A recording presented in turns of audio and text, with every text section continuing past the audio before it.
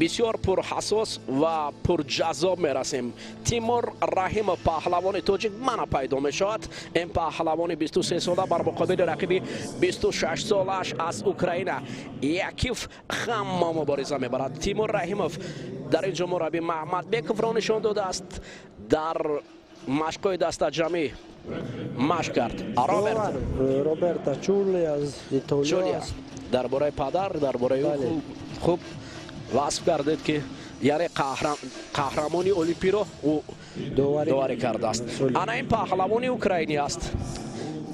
رقیبی که در مسابقه های گرند اسلام ابودابی آخرین مراتب نشان نقره به دست آورده بود. حالا پیدا می شود جایزه داری قهرمانی آسیا، جایزه داری قهرمانی گرند پری مراکش. تیمور رحیموف آزادانه قدم میزند به نزدی تاتامی. ببینید این پهلوان هم پر جسه بزرگ دارد. چون دو مرتبه رحیموف تیمور با خما یا یاکیو و خوردند و هر دو برتری به طرف خما بود در دو مسابقه و حاضر میدان از دلیر است. بله میدان از دلیر است. اوجا بود برتری با تیمور باید همون اصول بالا یعنی کوبیکات بالا را استفاده برد از گریبان خور نکنه چون گریبان خطر است. برعکس یاکیو همین کار اجرا میکنه. اما باز من جهتی خوبی میگویم که تیمور رحیموف رقیبان رو شکست داد که از این پرقوتر بودن در همین مسترس ها. یک طرفی خوبی دیگر هم دارد. خب مبارزه آغاز شده است. دست و چنگال هر دو پهلوان مخصوصا تیمور رحیموف میخواهد رقیب را از خود دور کند. بله عقب نشینی باید نکند، نبرود از میدان باید نبرود. شیدو برای برآمدن است. سرعت در کار نیست برآمدن. بله شیدو. تیمور رحیموف باید ارائه احتیاط باید باشد. از در قطعه زرد برآمدن معنای شیدو. عقب نشینی نکند، فقط به پیش. به پیش. بله. اصلا این رمزی شیاری ما است که به پیش باید شد. بله باز احتیاط باید کرد. اسایکومی وزاری اسایکومی احتیاط باید باشد. ولی چون این به اسایکومی افتیدن بسیار دیگر بله او یافت.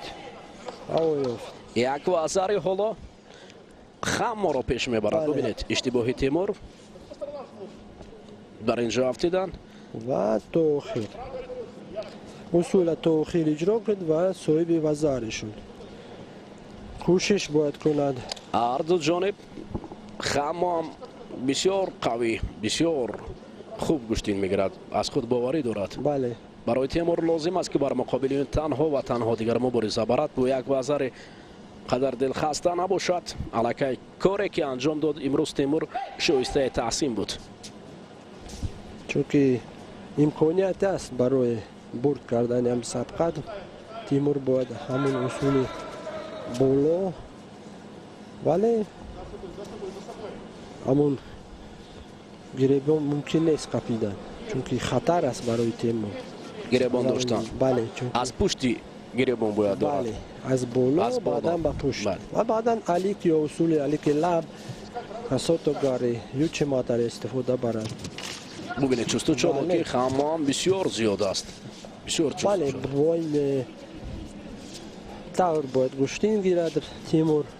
تیستر حرکت وقت 2 دقیقه مونده است چون که امکانیت است برای چون که قد و قامت رحیموف تیمور بلندتر است نسبت به باید همون کمیکات بالا رقابت یعنی داشتن بالا در کار نیست از اون گریبان قپیدن. خاممو چستو چالاکنه هم سیوناگر استفاده میبرد هم یوچیمات هم طرفتن. بله حالا شیدوی نوبتی بله برای شیدو هر دو پهلوان از کم فاول بودنش وزیر خطر برای شیدو.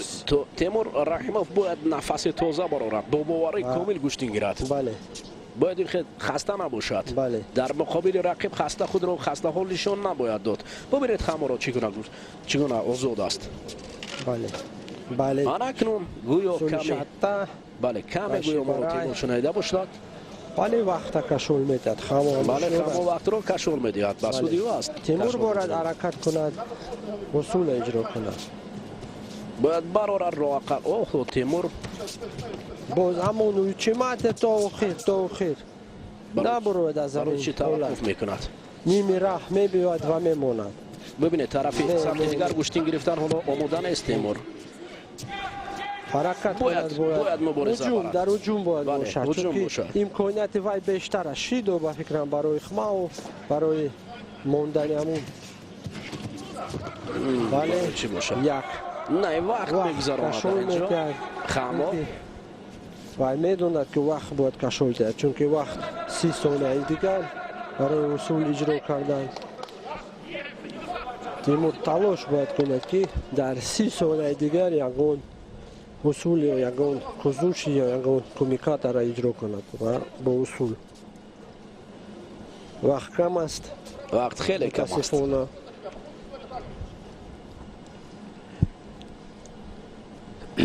دسته برزیلیا ماورا وزنی سنگین وزن ماورایی که خستگی رو ما میبینیم. خستگی خمو هم خسته است برای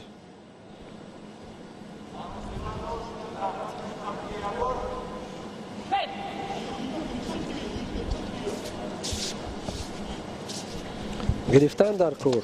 بله باید تیمور با تمام هستی مبارزه برد. باید امکانیت ندهد، چون که وقت کم است و پرتوفت از این حالت باید اجرا شود. البته 10 ثانیه دیگر حرکت 5 ثانیه دیگر شیدو برای خمو. اما بیهوده است این شید. برای چی من کرد؟ منم حیرت آور هستم. برای شیدو یا برای شیدوی سیوم با فکرم برد و ورزشگر از جهت کمر گرفتن و اصول اجرا نکردن. آبی را میگیرم و هر دو اصول اجرا نمیکنم. دلخواه خانسوکم که برای داشتن همون متاسفانه، ولی تماشابینان عزیز بسیار یک نتیجه خوب است. 3 سبقت بریدن و 2 سبقت باختن. از 2 سبقت نتیجه بهترین جای هفتم. جای پنجم برای میان ستاره های ورزش نشان دادن مخلصان عزیز این کار هزل نیست. تیمور رحیموف دوباره کارنمای کامران را نشان داد. کامران شاه اوستاپریو نیست یک مرتبه در مقام پنجم با تیمور رحیموف نیست مقام پنجم را کسب کرد با خالهای زیاده از 600 خال. بله 600 بالاتر است. اکنون موقع خود را برای رفتن به بازی‌های المپی مستحکم کرد. نابسته از این باخت این در رقابت ستاره‌های ورزش است. مسابقه و باز در پیش هستند شاید. اما بودن مربی در اینجا برای تیمور هم قوه اساسی است. باید در اونجا لااقل سرمربی نباشد، مربی باشد. اما که حتما است بودن محمد عبدالرحمنوف در همین جا حضورش. بله وای الکه یک سببش بازم یک قوه اضافه میباشد. باید حتما محمد عبدالرحمنوف در اینجا حضور دارد. حالا ما ببینیم که مربی تیمور رو نشان میدن، فوته رو نشان میدن. بله فوته از سومو محمد بیکوف است. حالا که او تیمور مربی شخصی رحیموف تیمور